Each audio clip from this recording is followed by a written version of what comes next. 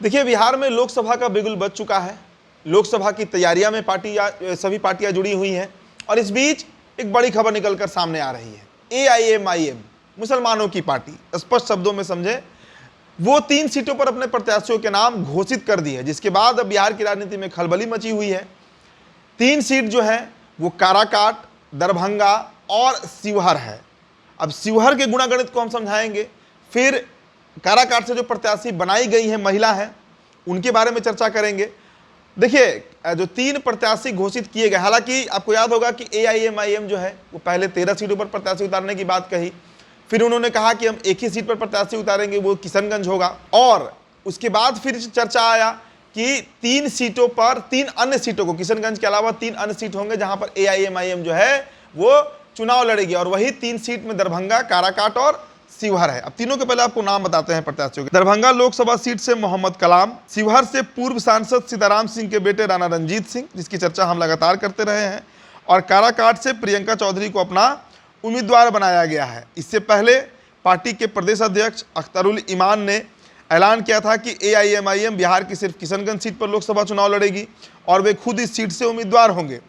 लेकिन अब गुणागणित जो है वो बदल गया है। दरभंगा से मोहम्मद कलाम, शिवहर से राणा रंजीत सिंह और प्रियंका चौधरी जो है वो काराकाट से उम्मीदवार बनाई गई हैं। अब देखिए, इसका क्या असर पड़ सकता है ये समझना होगा।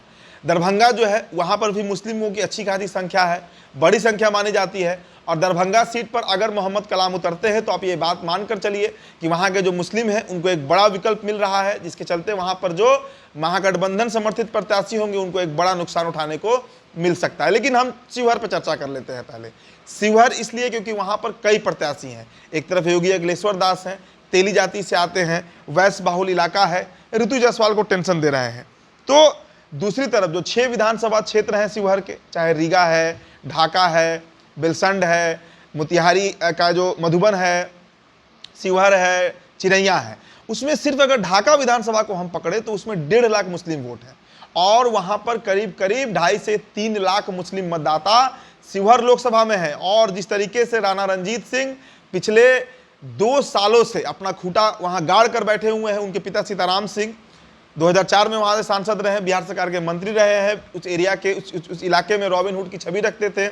बड़े बेटे उनके राणा रणधीर सिंह मधुबन से विधायक भी हैं बीजेपी से, और राणा रंजीत सिंह जो है वो अपना एक अलग राह तय कर रहे हैं, एक अलग रास्ता अपना निकाल रहे हैं, और जनसुराज से जुड़े हुए थे। मुसलमानों के बीच इतनी अच्छी पकड़ है उनकी कि ढाका हो, चिरैया हो, मधुबन हो, रीगा हो, बेलसंड हो, शिवहर हो, सभी जगह के मुसलमान उन्हें अपना मसीहा मान रहे हैं। कारण अक़लियत समाज को मात्र 2 सीटें दी गई राजद की तरफ से, जिनकी आबादी 17% है, और यादव जाति जिसकी आबादी 14% है, उन्हें 8 सीट दिया गया।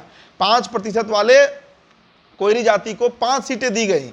इससे जो अक़लियत समाज है, जो मुस्लिम समाज है, वो बेहद आहत है। और शिवहर में चूंकि हम वहां पर ग्राउंड रिपोर्ट भी लेने कई बार गए हैं, तो जो हमें गुणागणित समझ में आया है वो यही है कि वहां का जो मुस्लिम समाज है वो इस बार राजद का बहिष्कार कर रहा है और राणा रंजीत सिंह के साथ डायरेक्टली सीधे तरीके से जुड़ रहा है।